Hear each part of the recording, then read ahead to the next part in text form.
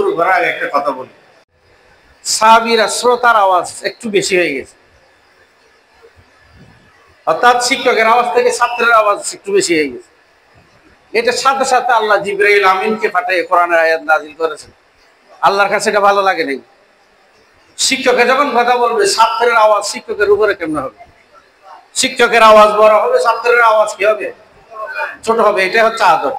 শিক্ষকে যখন পাঠদান করবেন, ছাত্ররা কি থাকবে? চুপ থাকবে, মনোযোগ দিয়ে শুনবে। শুধু চুপ থাকবে না, মনও এদিকে থাকতে হবে।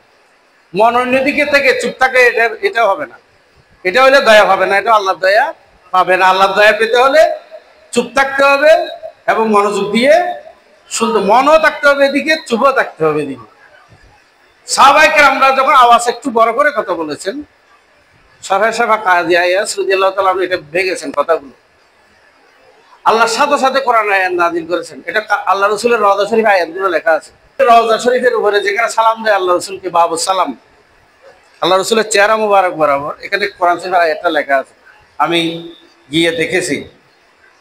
আল্লাহ বলতেছেন, ইয়া আইয়ুহাল্লাযীনা আমানু লা তারফাউ আসওয়াতাকুম ফাওকা সাওতিন নাবিয়্যি ওয়া লা তাজহারু বিল জাহরি কাজারি বাযিকুম লিবাযিল আন তাহবাতা আমালুকুম ওয়া আনতুম লা তাশউরুন। আল্লাহ বলতেছেন, এই ইমানদার বান্দারা, লা তারফাউ আসওয়াতাকুম ফাওকা সাওতিন নাবিয়্যি, তোমাদের আওয়াজ যেন নবীর আওয়াজের উপরে না হয়। লা তারফাউ, আওয়াজ বড় করো না, ফাওকা সাওতিন নাবিয়্যি, নবীর আওয়াজের উপর, অর্থাৎ রাসূলের আওয়াজের উপরে যেন শ্রোতাদের, শিক্ষার্থীদের, সাহাবীদের আওয়াজ যেন বড় না হয়। ফলে আতাওয়াতা আমালুকুম ওয়া আনতুম লা তাশউরুন, যদি নবীর আওয়াজের উপরে তোমাদের আওয়াজ হয়, আনতাওয়াতা আমালুকুম, আমল বরবাদ হয়ে যাবে। আমল মানে জীবনে যা অর্জন করেছো, জীবনে যা কামাইছো, ভালো কাজের সওয়াব সবগুলো ধ্বংস হয়ে যাবে। ওয়া আনতুম লা তাশউরুন, তোমরা টেরও পাবে না, বুঝতেও পারবে না। সকলে বলে সুবহানাল্লাহ। এটা আল্লাহ রাসূলের মজলিসে, পাঠদানের পরিবেশে, শিক্ষাদানের পরিবেশে সাহাবীরা যদি সাইটক করে কথা বলে, এই প্রসঙ্গে বলেছেন। হযরত ইমাম সরহে সাফা কাজী আয়াস রাদিয়াল্লাহু তাআলা এই কিতাবের মধ্যে বলতেছেন, যে মজলিসে, যেখানেই শিক্ষার আলোচনা হয়, ভালো কথা আলোচনা হয়, কোরআন হাদিসের আলোচনা হয়, ইলমুন নাফে, মানে উপকারী জ্ঞানের আলোচনা হয়, আমাদের আকা ওনারা আমার সবকিছু আমাকে বিক্রি করে ফেলতে পারবে, এতটুকু অধিকার যিনি রাখেন, শিক্ষকেরা রাখেন। ইসলামে এতটুকু অধিকার একজন শিক্ষককে, শিক্ষকের মর্যাদা দিয়েছেন। সকলে বলি সুবহানাল্লাহ। রাদিনা কিসমাতিল জব্বার ফিনা লানা ইলমুন ওয়ালিল আয়া ইয়ামালুন সালাতুলিয়া রাসূলুল্লাহ সালামুলিয়া।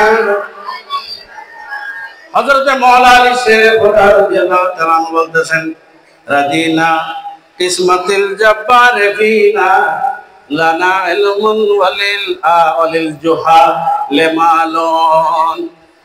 আল্লাহ রাব্বুল আলামিন সবকিছু বন্টন করেন। আল্লাহ দিয়েছেন সবকিছু নবীর হাতে, আল্লাহ রাসূলের হাত দিয়ে বন্টন হয়। আল্লাহ ইউতি ওয়া আনা কাসিমুন, আমার নবী বলতেছেন, আমার হাত দিয়ে সবকিছু জগতের মধ্যে বন্টন হয়। আল্লাহ দিয়েছেন আমার হাতে, আমি বন্টন করি। সকলে বলি সুবহানাল্লাহ। আল্লাহ দেওয়ালা দাতা রাসূলের হাত দিয়ে বন্টন হয়।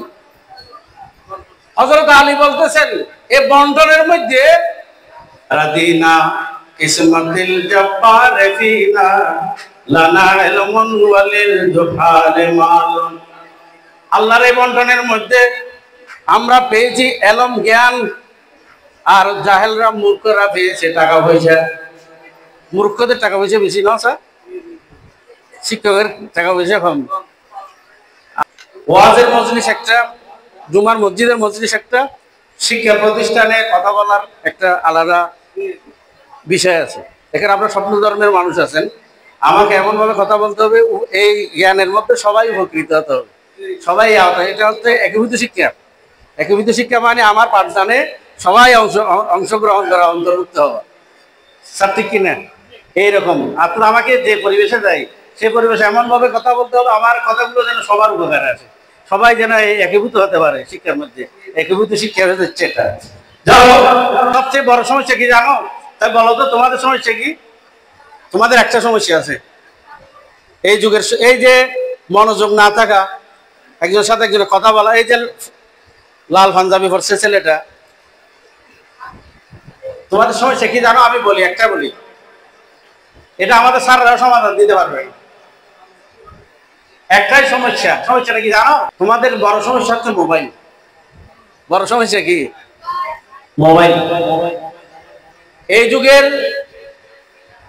যারা ইয়াং জেনারেশন, এগুলোর কোনো কিছুতে মনোযোগ নেই, কোনো কিছুতে মনোযোগ নেই। এটা শিক্ষকের দোষ না, এটা যান্ত্রিক জীবনের দোষ।